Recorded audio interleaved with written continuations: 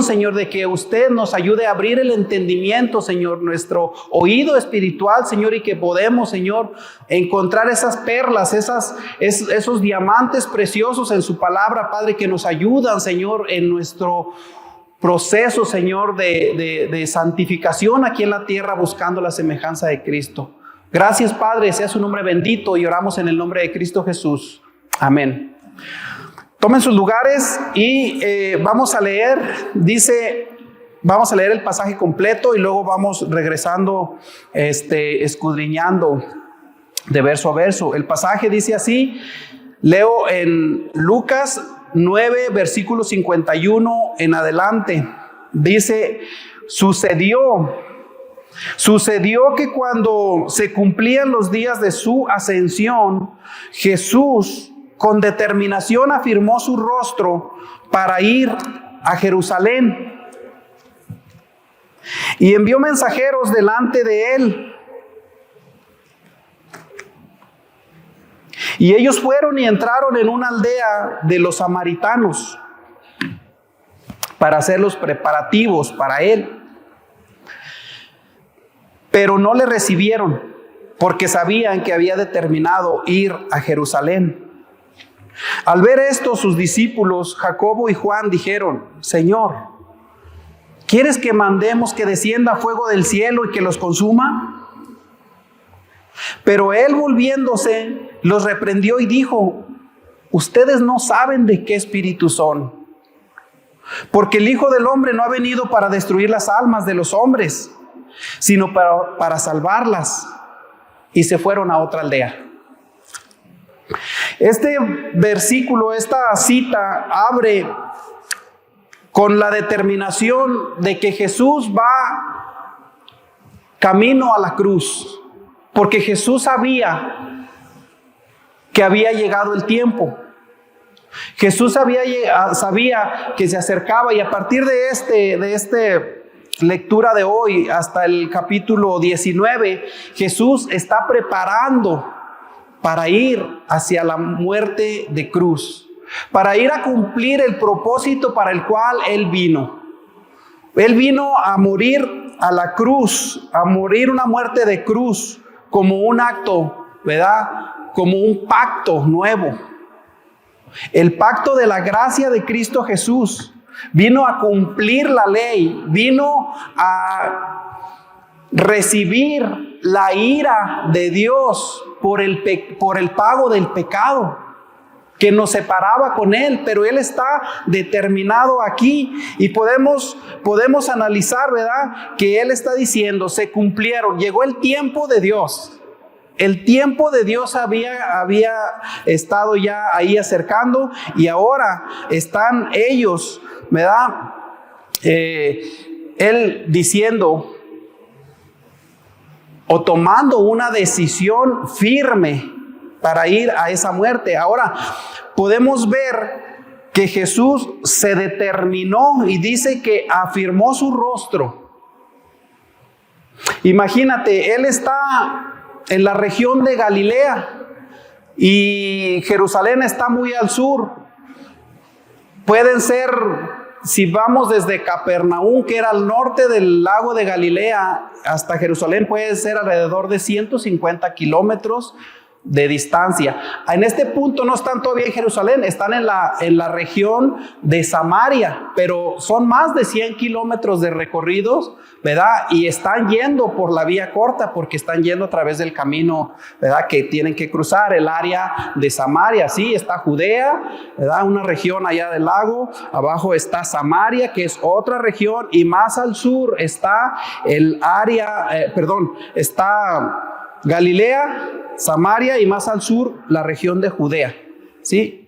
Entonces ellos están aquí determinados a ir por este camino de más de 100 kilómetros, ¿verdad? Más de 100 kilómetros. Y podemos ver que Él había determinado, quiere decir, Él estaba con una convicción y con una disposición de ir hacia Jerusalén, hacia la cruz. ¿Sabes? Solamente aquellos que lo llevaron a la cruz solamente fueron usados para un propósito divino. porque Jesús voluntariamente decidió ir, caminar y llegar a ese punto, ¿verdad? Entonces vemos que ellos están en este camino, y si es toda esta distancia, y como sabes que se trasladaban de un lugar a otro a pie, ¿verdad? A piecito, ¿verdad? Era la manera que ellos se trasladaban de un punto al otro, y era una distancia larga. Ahora podemos pensar en todos estos tiempos en el que los discípulos pasaban con Jesús, y ve cómo es que Jesús aprovechaba el tiempo con ellos, ¿verdad? Cómo aprovechaba el tiempo. Y aquí en Lucas, en el capítulo 13, en el versículo 22, nos dice que Jesús, mientras iba en el camino, aprovechaba el tiempo, ¿sabes cómo? Enseñando. Dice que enseñaba. Aquí en Lucas 13, verso 22, dice que pasaba Jesús por ciudades y aldeas enseñando mientras proseguía camino a Jerusalén. Entonces los muchachos, ¿verdad? Los discípulos tenían al maestro y estaban siendo enseñados por él. Pero nos vamos a dar cuenta, ¿verdad? Que algo pasaba, porque aunque los discípulos caminaban con él, presenciaron muchos eventos de milagros, ¿verdad? Presenciaron liberación de demonios, cómo sanó enfermos, cómo levantó muertos, ¿verdad? Y ellos presenciaron y disfrutaron de este tiempo con él. Sin embargo, Jesús les está diciendo aquí, ¿verdad? Y como vimos antes también en el versículo 44 de este mismo capítulo, dice que Jesús les decía a sus discípulos: hagan que estas palabras penetren en sus oídos, porque el Hijo del Hombre va a ser entregado en manos de los hombres. Jesús les hablaba de su muerte, pero para los discípulos era todavía inentendible este plan y este plan divino y esta misión de Jesús de morir en la cruz. Porque ellos querían un rey que gobernara para ellos ahí, y ellos querían un rey que los liberara, ¿verdad?, de la opresión del gobierno romano. Pero Jesús les hablaba de una liberación más grande y de un propósito más grande que solamente lo que pudieran disfrutar en el tiempo presente, pero era para el tiempo eterno. Y ellos no entendían ese propósito de Jesús en la cruz. Y tú puedes ver aquí que en ese llamado, en ese trayecto, ¿verdad?, de más de 100 kilómetros, Jesús enseñando, no solamente a ellos, pero él iba en las aldeas y enseñaba, no solamente a los discípulos, pero iba a las aldeas. Y entonces en el versículo 52 dice que envió mensajeros delante de él, y que ellos fueron y entraron en una aldea de los samaritanos. Jesús, estando determinado, como dice la cita de Isaías en el capítulo 50, dice que Jesús afirmó su rostro. Y dice que ahí, afirmar su rostro quiere decir, lo compara como con un pedernal, ¿verdad? Como con un pedernal. Así, con esa firmeza, Jesús estaba determinado, ¿verdad? Y dice aquí que llegaron pues a esta región de Samaria. Y tenemos que entender poquito aquí un contexto, ¿verdad? La importancia que tienen las regiones, hablando de los samaritanos. Y es que años atrás, el reino de Israel estaba unificado, un solo rey para las 12 tribus. Pero para este tiempo, ¿verdad?, el reino ya se había dividido. Y vamos a ver por qué había tanta fricción entre los samaritanos y los judíos, para entender un poquito el contexto histórico y cultural. Aquí sucede que Jesús envía a sus discípulos, ¿verdad? Ellos están en un peregrinaje y manda a estos, no sabemos cuáles ni cuántos, pero los manda a ir adelante a buscar un lugar, ¿verdad? Ya están en una aldea de Samaria. y los manda. Y es que les digo que aquí en este tiempo ya el reino había sido dividido, había 10 tribus del norte, que era el reino de Israel, y había 2 tribus al sur, que es el reino de Judá, ¿verdad? El reino de Judá representado con las tribus precisamente de Judá y de Benjamín. Y las 10 tribus restantes del norte, la de Rubén, la de Simeón, la de Leví, la de Neftalí, la de Gad, la de Aser, Isaacar, Zabulón y Efraín y Manasés, que representaban las tribus, que representaban la familia de José, estaban al norte. Y los levitas, pues que no tenían territorio, pero que estaban en medio de todas estas tribus, porque los levitas no tenían tierra asignada para ellos, sino que ellos fueron distribuidos, ¿verdad? Y Dios les dijo, yo voy a hacer tu porción. Pero entonces aquí está el reino dividido, ¿verdad? Dije que antes fue un solo rey para las 12 tribus, ¿verdad? En el tiempo de David era un solo rey para las 12 tribus, pero luego vino Salomón, que continuó el reinado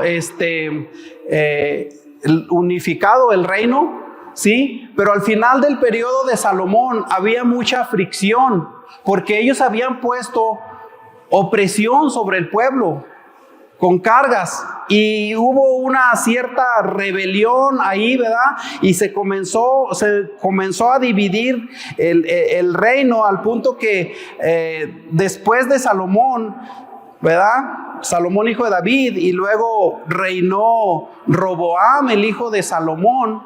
Y en el periodo de Roboam es cuando el reino se divide, se parte, ¿verdad? Entonces viene Roboam y queda él con estas 2 tribus de Judá y con la de Benjamín, pero la mayor parte de tribus decidieron seguir a Jeroboam, que era un oficial de Salomón. Y él dijo al pueblo, y hizo ahí toda esta rebelión, y 10 tribus lo siguieron, y ahí se partió el reino. Entonces, este Jeroboam, reinando como primer rey de Israel del norte, lo que hace es, ok, estamos divorciados ya, pero el templo está en Jerusalén, quedó en el territorio, ¿verdad?, de Judá. Y Jeroboam, queriendo que el pueblo no se le vaya a ir, decide hacerle unos becerros de oro. Tú puedes ver la historia ahí en la historia de los reyes, ¿verdad? En Primera, en Segunda de Reyes están estas historias, ¿verdad? Pero puedes ver la historia ahí en Primera de Reyes, donde Roboam queda con las del sur y Jeroboam queda con las 10 tribus en el norte, y Jeroboam decide, ya no vayan a adorar al templo, ¿verdad? Porque era una ordenanza que Dios había dado al pueblo, y era una práctica de los judíos, ¿verdad? Ir a adorar al templo. Y entonces Jeroboam dice, ya no vayan, miren, aquí hay unos buenos montes también, y aquí les vamos a hacer sus becerros de oro, ¿verdad? Y eran en los montes de los dioses Baales, del paganismo, y ahí decidió hacerle sus dioses para que las tribus, ¿verdad? Para que los judíos no se le fueran para el sur, que no se le fueran con la competencia. Él dijo, aquí los entretengo. Y comienza a entrar en esta idolatría. Una idolatría porque les pone esos becerros, ¿verdad? Y esos bultos ahí para que ellos adoren, para que satisfagan una necesidad espiritual. Cualquier parecido con la realidad del mexicano, ¿verdad? De los bultos y de adorar, no es, vamos a decir como dicen, es mera coincidencia. No estoy hablando de eso, pero sí estoy hablando de eso, ¿verdad? Entonces, aquí viene la idolatría, ¿verdad? Que viene por Jeroboam dando complacencia a un pueblo y alejándose, ¿verdad?, de la ordenanza de Dios, y hay división. Donde se opera en el ego, hemos visto que hay división, no hay edificación, no hay unidad. Así como en la iglesia puede haber desacuerdos, puede haber esos espíritus, ¿verdad?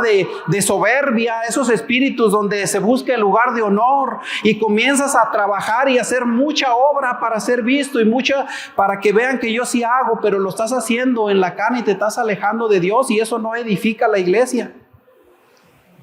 Entonces eventualmente el reino del norte estaba adentrado hasta sus raíces en una idolatría. ¿Y sabes qué? Se alejaron de Dios. ¿Sabes qué es lo que sucede? Que en el pecado separa. El pecado separa de Dios, pero también Dios juzga el pecado. No sin antes aplicar misericordia, no sin antes hablarte del arrepentimiento, no sin antes hablarte de que conviertas tus caminos. Y ahí estaba Israel del norte con estos reyes, ¿verdad? Esta división del reino sucede en el año, alrededor del año 930 antes de Cristo. ¿Y qué crees? Eventualmente vienen los asirios. Vienen los asirios a asediar el reino del norte, porque habían estado entrados tan en su idolatría, ¿verdad? Tan adentrados en su idolatría, y Dios les manda, les avisa a través de los profetas. Y eventualmente Dios aplica el juicio y utiliza a este rey, a este reino, ¿verdad? De los asirios, y viene y asedia al pueblo de Israel. Y eventualmente son llevados cautivos. Eventualmente la consecuencia del pecado, la ira de Dios, cae sobre la desobediencia. Eventualmente Dios va a aplicar su juicio, porque se aleja el pueblo de Dios. Porque decides no escuchar su consejo y decides ajustar tu necesidad espiritual a ciertas cositas, ¿verdad? A ciertas prácticas, porque así me enseñó mi mamá, mi abuelo, mi bisabuelo y mi tatarabuelo. Y quieres satisfacer esa necesidad, pero Dios es un Dios justo y es un Dios celoso que no comparte su gloria, ¿verdad? Entonces aquí está el pueblo del reino de Israel llevado cautivo por los asirios, ¿verdad? Este cautiverio, ¿verdad? Se da en el año 722. En el año 722 son llevados cautivos. Ellos ya estaban de idólatras, pero sucede que con esta cautividad se comienza a hacer una mezcolanza, los hombres agarrando mujeres, ¿verdad? Y procreando con ellas, y comienza a haber toda esta adulteración. Cuando Dios les había dicho, cuando les entregó la tierra prometida, ¿verdad? Que no iban a adorar, que no iban a mezclarse, pero ellos hicieron oído sordo. Entró por aquí, salió por acá el consejo de Dios. Decidieron alejarse y decidieron ellos, ¿verdad? Tomar mujeres y hacer esa mezcla. Entonces aquí estás viendo cómo esta división de los samaritanos, ¿verdad? Ahí es donde surge esta identidad de los samaritanos. Eran estos judíos que estaban mezclados ya con las prácticas, ¿verdad? De otros pueblos. Con otros pueblos paganos se habían mezclado, y entonces los del sur, los del reino de Judá, los veían como no, pues estos ya están discriminados, ¿verdad? Estos ya no son del pueblo de Dios, porque ya se mezclaron, ya no están limpios. Y tenían una concepción de ellos así, ¿verdad? Y entonces toda esta división del reino fue dando muchas diferentes identidades, ¿verdad? En lo cultural, pero también en lo religioso. Porque ellos ya se habían mezclado, les dije, ¿verdad? Con otra cultura, con otros pueblos. Su forma de adoración ya había cambiado. Eventualmente ellos construyen un templo también. Los samaritanos construyen un templo, ¿verdad? Está Samaria, que es la región, y Samaria, que es la capital, ¿verdad? Es la capital, donde en el reino del sur es Jerusalén.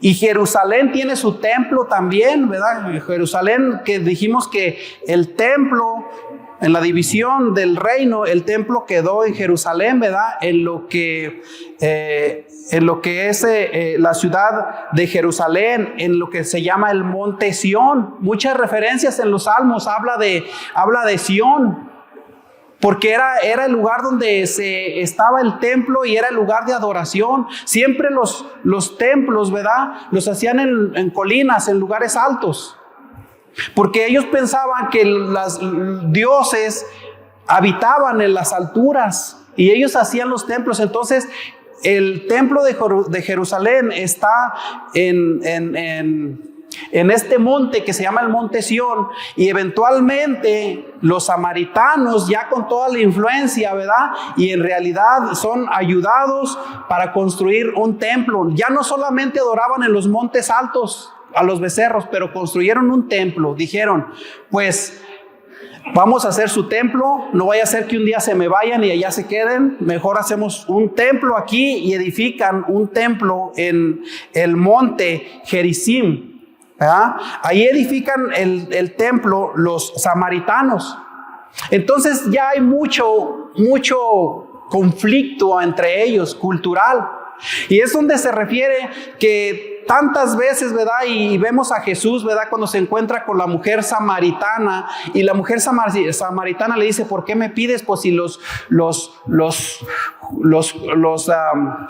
judíos y los samaritanos pues no se hablan, no se pueden ver, hay mucho conflicto. Y ese era el trasfondo de por qué había ese conflicto entre los samaritanos y los judíos, ¿verdad? Entonces Jesús le dice a la mujer samaritana, si supieras quién es el que te está pidiendo, tú le pedirías a él, ¿verdad? Porque va a haber aquí, ¿verdad?, el momento en el que también les decía de lo religioso, de la diferencia en el culto religioso, ¿verdad? Porque el reino del norte, ¿verdad?, ellos estudiaban o practicaban la ley de Moisés, el Pentateuco. Pero el reino del sur practicaba también la ley, el Pentateuco, pero también los profetas, ¿verdad? Y estaban esas diferencias pues ahí muy marcadas entre uno y otro, entre un reino y el otro. Y ahí es en donde Jesús está en este momento, ¿verdad?, enviando a sus discípulos en esta región con todos estos conflictos culturales, religiosos, ¿verdad? Y vienen los discípulos aquí a buscar un lugar. En el versículo 52 dice que fueron a buscar un lugar para hacer preparativos. Y dice aquí en el versículo 53 que no le recibieron. No le recibieron. ¿Por qué no le recibieron? Porque sabían que había determinado ir a Jerusalén. Ellos no le recibieron porque sabían que Jesús no iba a ir ahí al templo a hacerles compañía, ¿verdad? Ellos sabían que Jesús estaba de paso porque Él era del reino del sur, de Judá, y que Jesús junto con su comitiva iban a ir al templo, ¿verdad?, al templo en el monte Sión a adorar. Jesús se había determinado a ir allá, pero en el camino Él está hablando, Él está enseñando, Él está aprovechando cada oportunidad, no solamente con los judíos, sino con los samaritanos, aquellos con los que hay tanto conflicto y rebelión. Así como nosotros, ¿verdad? Como nosotros muchas veces, ¿verdad?, en las religiones, la gente quiere enseñar y quiere encerrar solamente eso, como encerrando la gracia de Dios. Y luego de ahí, ¿verdad?, de ahí encerrando la gracia de Dios solamente para ellos. Y vemos aquí que este pueblo de los samaritanos decidió cerrarse a Cristo. Decidió no recibirle. No recibirle. Así como hace más de 700 años, el pueblo, estas 10 tribus del norte, decidieron no recibir el consejo de Dios. Así como decidieron rechazar su guía y su dirección. Y decidieron dar su adoración a otros dioses, construir sus templos para adorar a otros dioses. El rechazo, ¿verdad?, a Cristo, el Mesías, a su gracia. En este momento los samaritanos pareciera que están volviendo 700 años atrás al no querer recibir a Jesús, solamente porque Él era del otro grupo. Pero Jesús viene a unificar, viene a modelar y a salvar almas. Entonces dice aquí en el versículo 53 que al ver esto sus discípulos, Jacobo y Juan específicamente, Jacobo y Juan,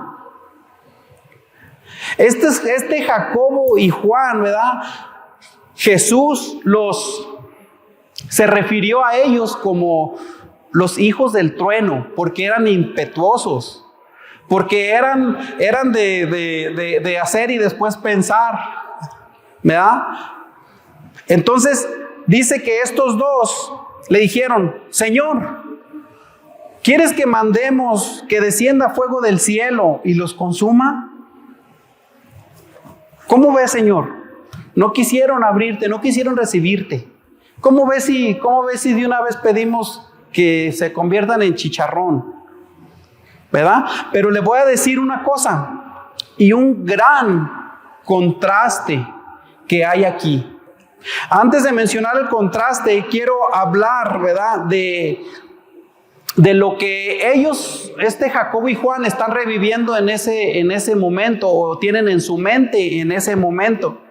En ese momento tienen presente a Elías, ¿verdad? Elías, que por cierto también era un hombre rudo, fuerte, ¿verdad? Era un hombre recio, como decimos. Y aquí lo que sucede es que ellos están recordando que Elías, una vez estando en un lugar, ¿verdad?, de hecho en un monte también, el rey mandó buscarlo. Entonces el rey Ocosías mandó una comitiva de 50 soldados más el general, ¿verdad?, más el comandante de estos 50. Los mandó porque él estaba en una necesidad. Él se había caído, dice ahí en la historia, en Segunda de Reyes, dice que él se había caído de cierta altura, ¿verdad? Dice que de su aposento. Él se había caído, puede ver ahí en Segunda de Reyes esta historia, y Ocosías se cayó y él mandó buscar a Elías para que orara por él, para que sanara. Entonces manda estos 50 y llegan, ¿verdad?, al monte donde Elías estaba. Dice que Elías estaba sentado ahí arriba, y entonces el general de los 50 le dice: hombre de Dios, el rey ha dicho así, desciende. Y está Elías arriba y, ¿verdad?, los está viendo a la distancia, y me lo imagino así muy tranquis, ¿verdad? Pero no creas que estaba tan tranquis, iban 50 soldados buscándolo, ¿verdad? Entonces me lo imagino ahí y les dice: si yo soy hombre de Dios, que descienda fuego del cielo y que los consuma a ti y a tus 50. Y desciende fuego del cielo y consume a ese y a sus 50. Eventualmente viene una segunda comitiva que manda el rey a buscar a Elías, porque aquellos 50 descendió fuego del cielo y se consumieron.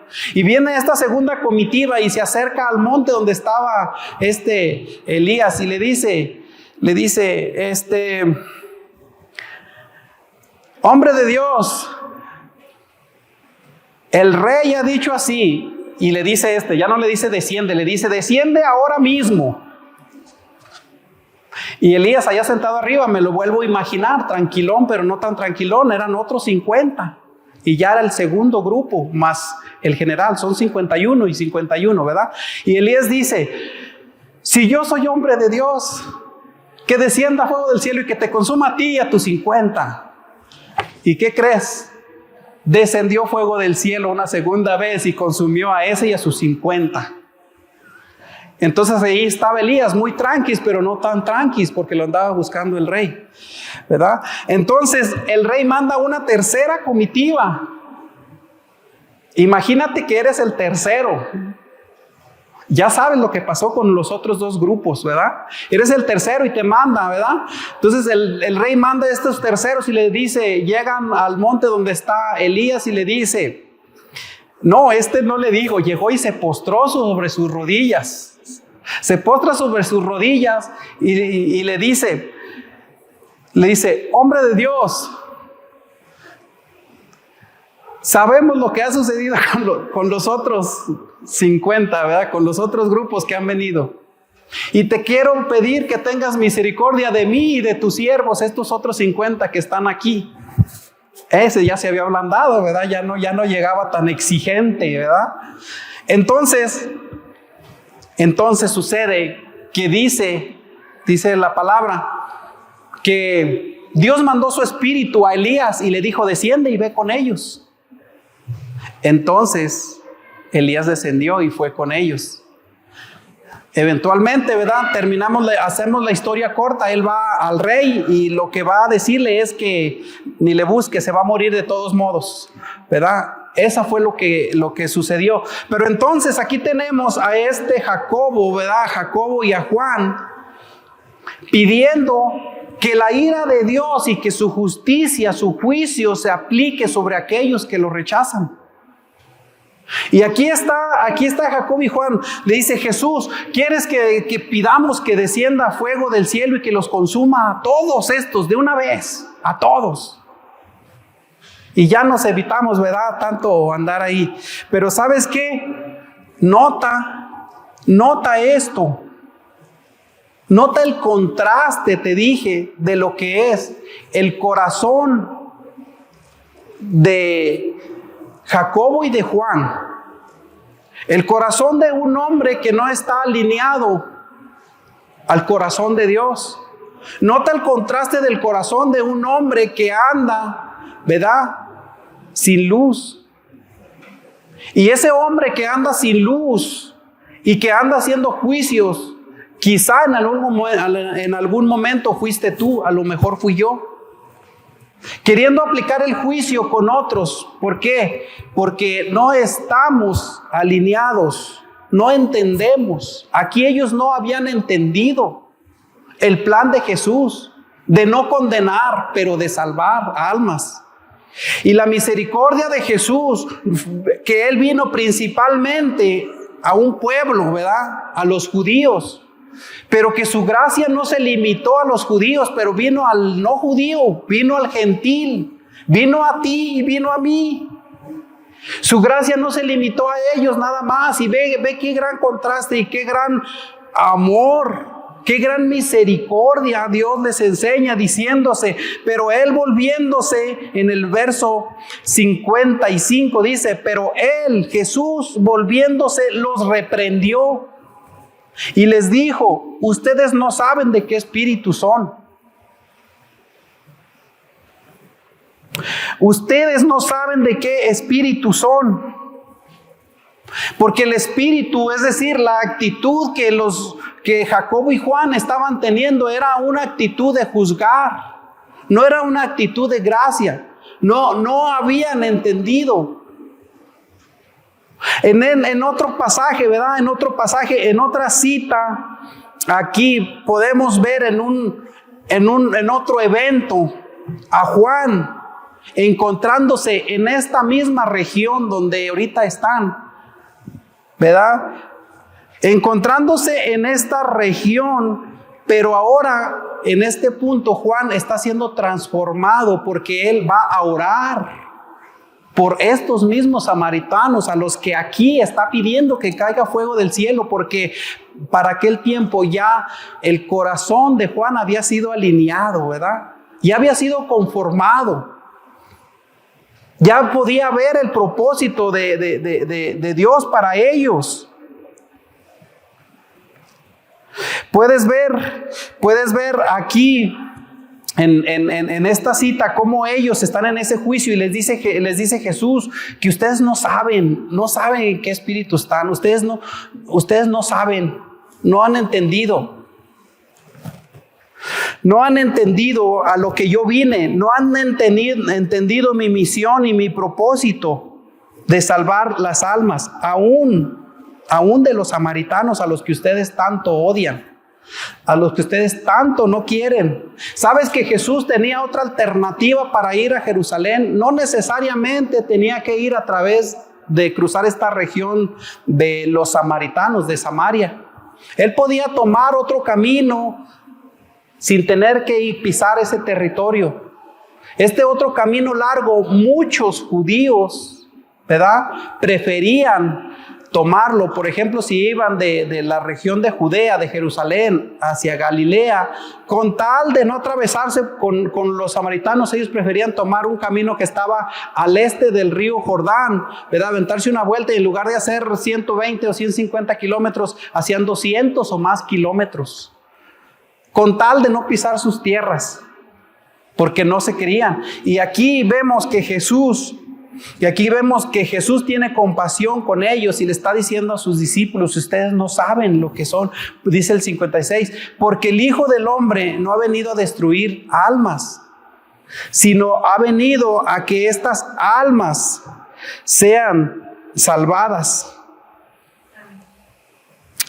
Amén.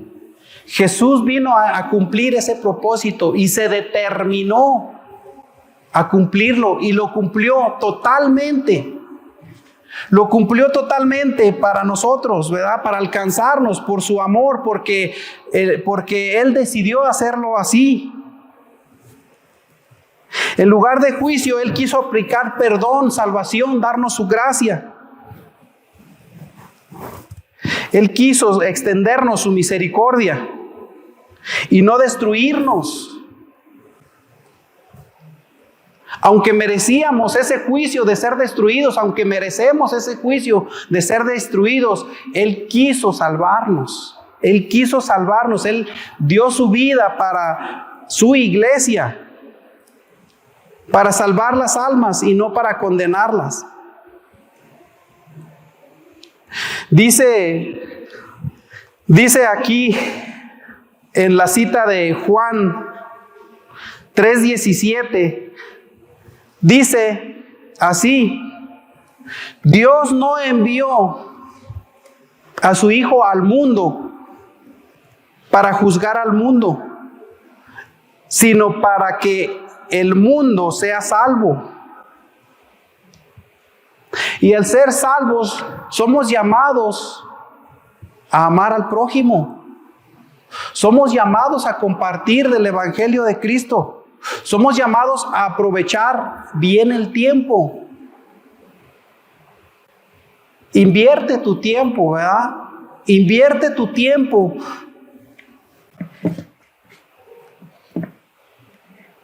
En el crecimiento de tu vida espiritual. Abre tu oído.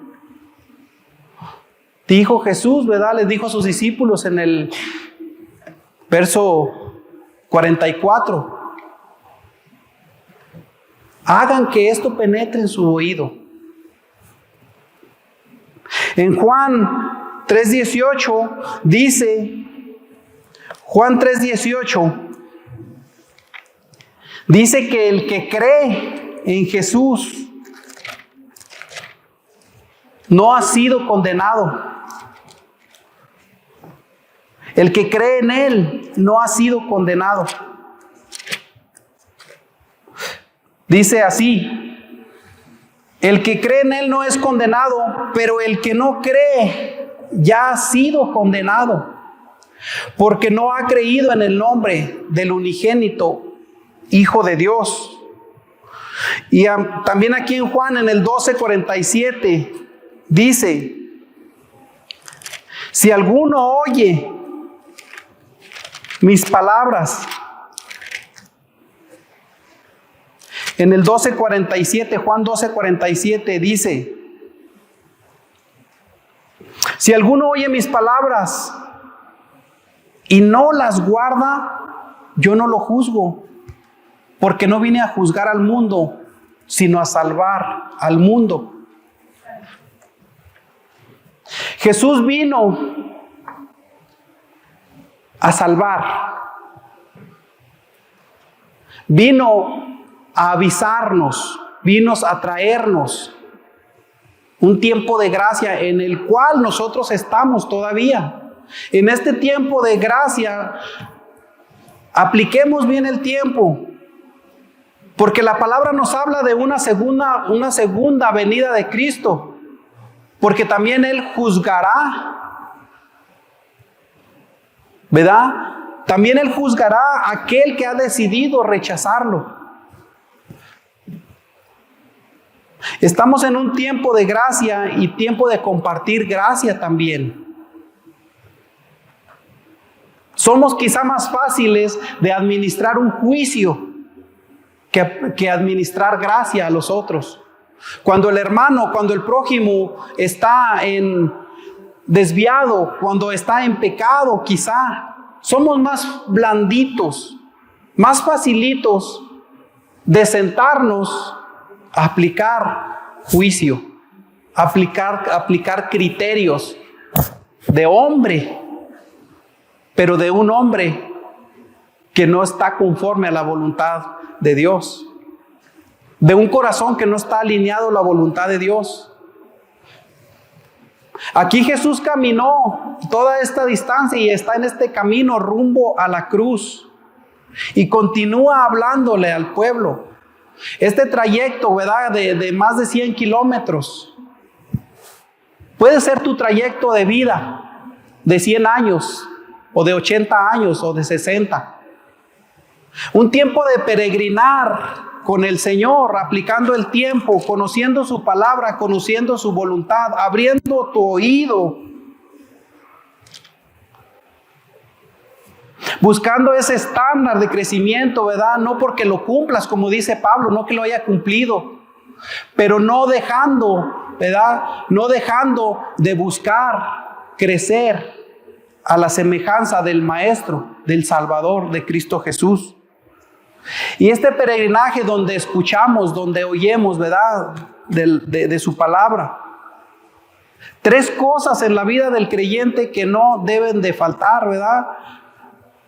Tu lectura diario, tu oración diario, ¿verdad? Tu comunión, congregarte. No dejen de congregarse. Y en este proceso, ¿verdad?, en este camino que estamos, ¿verdad?, en esta temporalidad que estamos preparándonos. Y si en este camino no está en tu corazón o no está en mi corazón la alabanza para Dios, si no está el hambre de querer reconocer más íntimamente, si no está el deseo, si no está ese esfuerzo sacrificial, si quieres decirle,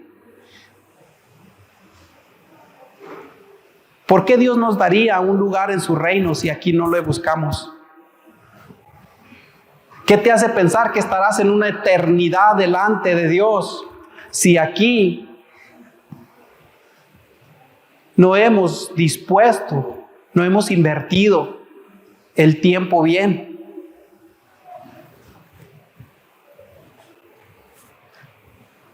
Si alguno oye mis palabras y no las hace, y no las guarda, yo no lo juzgo, porque no vine a juzgar al mundo, sino a salvar al mundo.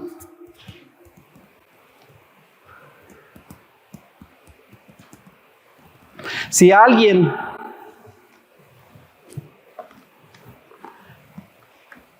no tiene certeza de su eternidad. Si alguien ha postergado, si alguien ha decidido decir después me enfoco, después recibo, después me someto a Cristo. Quiero decirte que estamos en un tiempo de gracia. Y Dios sigue tocando los corazones y sigue tocando las puertas.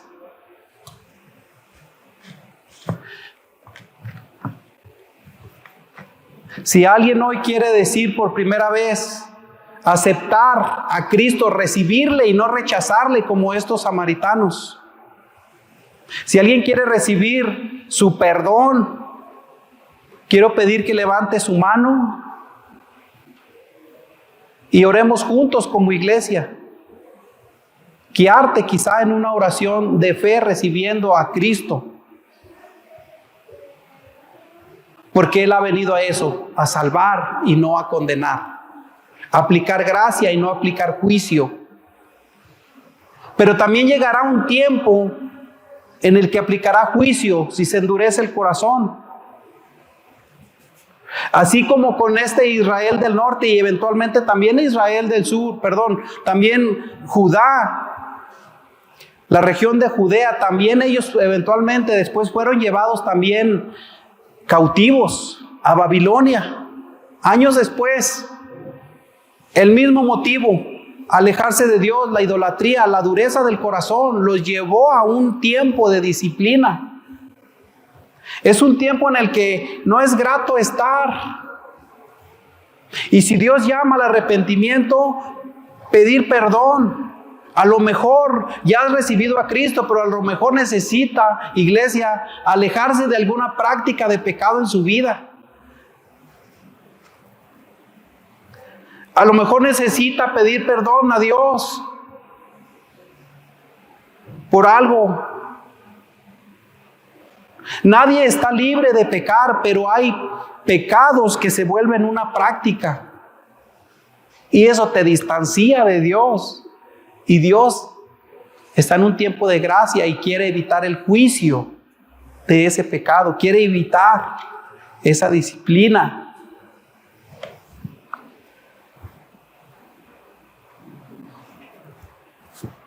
Vamos a orar. Padre, gracias le damos, Señor, por esta palabra. Y si hay alguno, Señor, aquí en este cuarto, Padre, que no le ha recibido, Señor, que no ha recibido su perdón en su corazón, queremos doblar nuestra rodilla, Padre, y pedirle misericordia y favor para esta persona, Dios. Que usted pueda entrar en su corazón, Padre, y morar ahí, perdonar el pecado, Señor, y llamarnos a una libertad en Cristo Jesús. Pero también si hay alguien, Señor, que está, Señor, encadenado a algún pecado, Padre, queremos también pedirle misericordia. Queremos pedir perdón, Padre. Porque a lo mejor no tenemos un becerro, a lo mejor no estamos ahí, Señor, con algo físicamente. Pero puede haber cosas, Padre mío, que están robando, Señor, la adoración a usted. Quiero decir, Padre, que abra usted nuestro oído. Quiero pedir, Padre, que toque usted el corazón de su iglesia.